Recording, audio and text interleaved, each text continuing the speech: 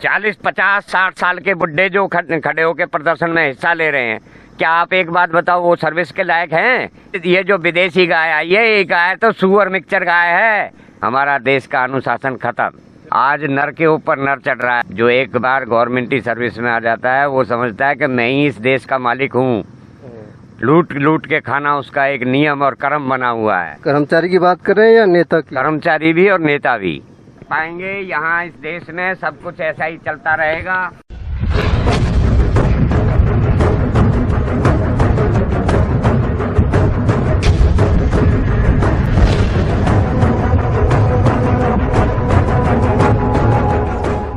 हम निकले थे उन बच्चों से मिलने के लिए जो बच्चे सेना की तैयारी कर रहे थे, लेकिन बदकिस्मती वो ट्रेनिंग करने नहीं आए, उनसे बात नहीं हो सकी। लेकिन हमें मिल गए एक बाबा जी जो वहीं आसपास रहते हैं, तो अग्निपथ पर वह अपने विचार रखने लगे। अच्छाई देखना चाहें तो हम साइनाइड के अंदर भी देख सकते हैं, यह कहकर कि उससे मिलने वाली मौत दर्द नहीं देती। जाने अनजाने बाबा जी भी मान रहे हैं कि हमारे देश में बेरोजगार व भटके हुए युवकों की संख्या ज़्यादा हो गई है। आइए पहले हम बाबा जी से ही बात करते हैं, फिर करेंगे अपनी बात। बाबा जी अपना परिचय दीजिए पूरा। भैया, हमारा नाम नारायण है। मलेरना गांव के हम रहने वाले हैं। हमारे गुरुजी की यहाँ समाधि लगी है, सिद्धि योगी बतलूनाथ जी महाराज की, सेक्टर 61 है। और ये यहाँ गौशाला भी है, गौ हॉस्पिटल भी यहाँ पहले भी रहा था और आज भी गौओं का इलाज होता है। अग्निवीरों के बारे में कुछ बता रहे थे कि इसमें हमें कोई त्रुटि नज़र नहीं आती। आप किन संभावनाओं के साथ देखते हैं? भैया, 35% मैंने सुना है कि हमारे जो युवा लोग हैं इधर उधर भटक रहे हैं और नशे की लत में पड़े हुए हैं, आवारागर्दी करते फिर रहे हैं। कम से कम उनको रोजगार तो मिलेगा। 4 साल के बाद में औरों को चांस मिलेगा।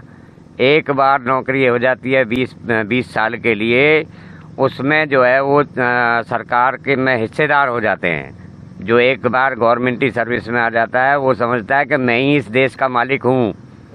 लूट लूट के खाना उसका एक नियम और कर्म बना हुआ है। कर्मचारी की बात कर रहे हैं या नेता की? कर्मचारी भी और नेता भी।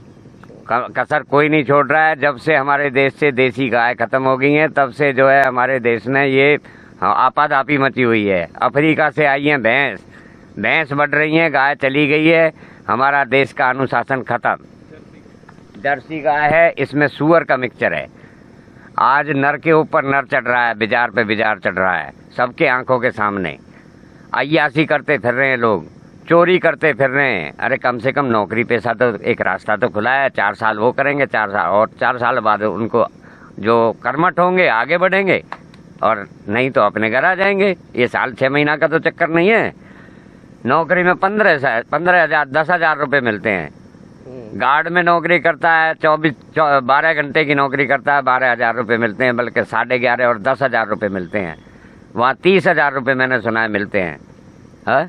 लेकिन 4 साल के बाद क्या होगा उनका? 4 साल के बाद क्या होना है? उन्होंने अपने जो है जब जन्म लिया है, तो अगर नौकरी नहीं लगेगी तब क्या होगा? नहीं, 4 साल के बाद भी तो कुछ सोचा होगा, क्योंकि एक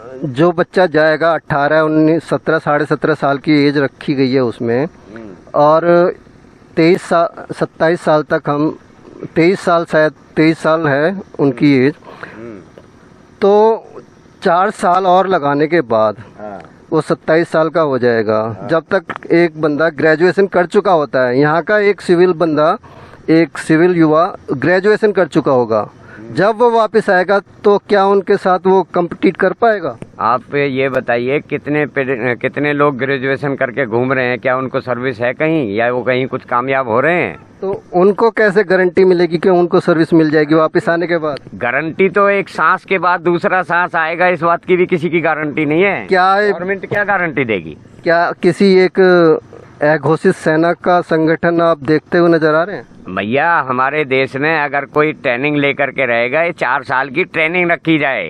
खाली ये ट्रेनिंग करें, उनमें जो सेलेक्ट होंगे 25% होंगे, 75% उनसे निकाल दिए जाएंगे। ऐसा ही तो कुछ मैंने सुना है।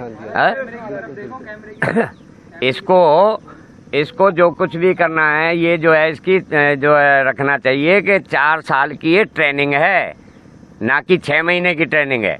देश को सेना की ज़रूरत है, देश चारों तरफ से दुनिया में युद्ध होने की संभावना बन रही है। अगर इसको जो है ज़्यादा सेना रख नहीं सकते, हमारा हर आदमी कर्मठ होगा। बहुत अच्छा किया है ये सैनिक जो ट्रेनिंग है ये, तो इसके लिए तो मैं भी पक्ष में हूँ कि हर बंदे को एक ये सैनिक ट्रेनिंग होनी चाहिए। लेकिन ये हम स्कूली टाइम से ही शुरू कर सकते हैं, 7वीं 8वीं से शुरू हो जाती है। एनसीसी की ट्रेनिंग कंपलसरी कर दी जाए। भैया चाय पी के होगा क्या? देश में हर बच्चा चाय पी रहा है, जन्म से नशा के राग में डल रहा है। सर वो तो अब भी चाय पी के जाएगा ना। अरे नहीं, गलत है ना। कोई अब हमारा खान पान ही खराब है, अब वहीं से खबरें फिर नहीं साथ सकते हैं। सेना आ गई है वहाँ, शरद पवार की पता नहीं कितनी मीलें लगी हैं है? और वो जो है वो चीनी का रेट कितना बढ़ गया। निखालस सीधा नाम तो शुगर है उसका है? सेना से भी तो खबरें आती हैं कि जी पतली दाल मिल रही है, खाने को ऐसा मिलता है वैसा मिलता है। अरे ये तो हर जगह होता है। जब हम भैंस इस्तेमाल करने लगे हैं तो हम तो जो है एक दूसरे से चिढ़के ही रहते हैं। एक भैंस 100 में गारा लगाती है, और इस देश के लोग अंधे हो गए हैं, बहरे हो गए हैं। वैसे हम ज्ञानी हैं लेकिन जानते हम कुछ नहीं है। देसी गाय हमारे यहाँ होती थी, देसी गाय के 20 बिजार एक जगह आपको बैठे मिल जाएंगे, लेकिन 2 भैंसे पूरे इलाके में नहीं मिलेंगे। अब तो गायों का धीरे धीरे वंश खत्म ही होता जा रहा है। कटनी इतनी शुरू हो गई है। अरे कटनी कटानी क्या है, ये जो विदेशी गाय आई है, ये गाय तो सुअर मिक्सचर गाय है। मुसलमानों का तो बेचारों का बीजी नाश कर दिया है। कहते हैं हम सुअर मुंह से नहीं बोल सकते, वो तो दिन रात जो है इसी राग में लगे हैं। किस राग में? अरे उसी का दूध पियेंगे, वही जो है सुअर को ही खाएंगे।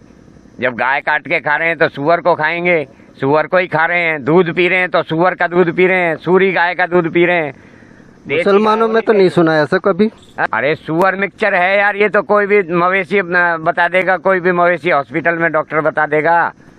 अच्छा। हम तो जो प्रजनन भी जो हमारा, लेकिन हमारा हिंदू मुस्लिम सुअर गाय इस पे नहीं था। हमारा तो कंसर्न सिर्फ इसी पे था कि ये जो युवा है उनके लिए, आप एक बुजुर्ग हैं, आप उनको यहाँ ट्रेनिंग भी, यहाँ अखाड़ा भी था जहाँ पर आते थे बच्चे। अखाड़ा भी है हमारे यहाँ तो बच्चे भी ट्रेनिंग के लिए तैयार होते हैं, मिलिट्री की रेस वगैरह करते हैं।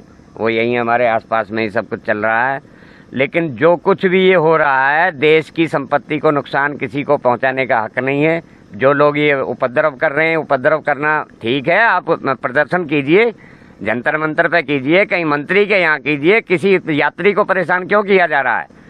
बिल्कुल सही बात है कि कोई आदमी बीमार जा रहा है, कोई आदमी किसी काम से जा रहा है, उसको तुम जो है इस तरीके से रास्ते में रोक करके उसको आगे नहीं बढ़ने दे रहे हो। क्या साबित करना चाह रहे हो? वहाँ पे जो 40, 50, 60 साल के बुड्ढे जो खड़े होकर प्रदर्शन में हिस्सा ले रहे हैं, क्या आप एक बात बताओ, वो सर्विस के लायक हैं? क्या उन्हें कोई दुख हो रहा है?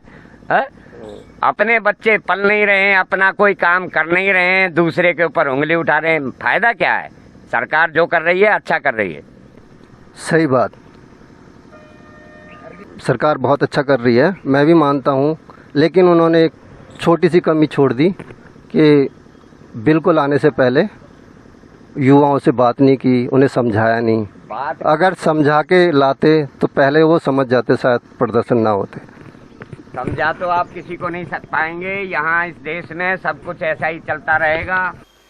बाबा जी ने बिल्कुल सही कहा, यह देश ऐसा ही चलता रहा है और चलता रहेगा।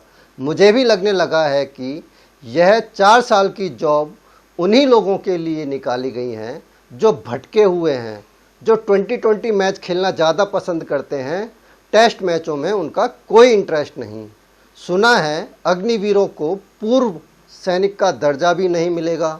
यह आईपीएल के खिलाड़ी की तरह हो जाएगा जो इंडियन टीम में शामिल नहीं हो पाते हैं। उन्होंने एक बात और बिल्कुल सही कही कि युवकों को जिनसे शिकायत है उनके घर जाकर प्रदर्शन करें, ना कि अपने ही भाई बंधुओं को परेशान करके अपने गुस्से का इजहार करें। वरना परंपरागत विपक्षी पार्टी या राजनीतिक पार्टियां जनता को, युवकों को अपना मोहरा बनाकर अपना उल्लू सीधा करने से बाज नहीं आएंगी, जबकि सत्ता में रहकर उनको भी वही करना है। आंदोलन का अपहरण हो जाएगा, बदनाम आप हो जाओगे, फ़ायदा उठाएगी राजनीतिक पार्टी, जैसा कि अन्ना हजारे के आंदोलन के समय हुआ था। भंवरे ने खिलाया फूल, फूल को ले गया राजकुंवर, मतलब फसल लगाई अन्ना हजारे टीम ने, काट ली बीजेपी ने। गुस्से में एक नई पार्टी का जन्म हो गया। लोकतंत्र की हत्या तब भी हो गई थी और आज भी हो रही है। जब हम अपने नेता को चुनते हैं तो यह सोचकर चुनते हैं कि वह हमारी भलाई के लिए हमारी लड़ाई संसद में जाकर लड़ेगा, लेकिन नेता अपनी लड़ाई अपने लिए ही लड़ता रहता है। राजनीति में अपने पद को बनाए रखने के लिए जनता को भूल जाता है। जनता की याद तब आती है जब चुनाव आते हैं। भाई, अब तो वोट मांगने की मजबूरी है, जाना ही पड़ेगा, पूछना ही पड़ेगा, बोल मेरी मच्छी कितना पानी। तड़पती हुई मछली रूपी जनता फिर दाना पानी की आस में नेता के फेंके जाल में फंस जाती है। नेता वादा करके चला जाता है कि हम तुम्हारे जीवन को बचाएंगे, लेकिन जनता रूपी मच्छी फिर आधे अधूरे सूखे गीले तालाब में तड़पती रहती है। मछली के झुंड से कितनी मछलियों को निकालकर नेता द्वारा बेच दिया जाता है, मछली को पता ही नहीं चलता। मछली तो सिर्फ उछलती रहती है कि मुझे पहले दाना पानी मिल जाए तो मैं बच जाऊं बस, लेकिन बचती कोई नहीं है। नेता इसी एकता में अनेकता का फ़ायदा उठाते हैं और राज करते हैं और करते रहेंगे। हम भी अपना फ़र्ज़ पूरा कर रहे हैं, करते रहेंगे, अगर हमारे चाहने वालों ने हमें जिंदा रखा। जय हिंद, जय भारत।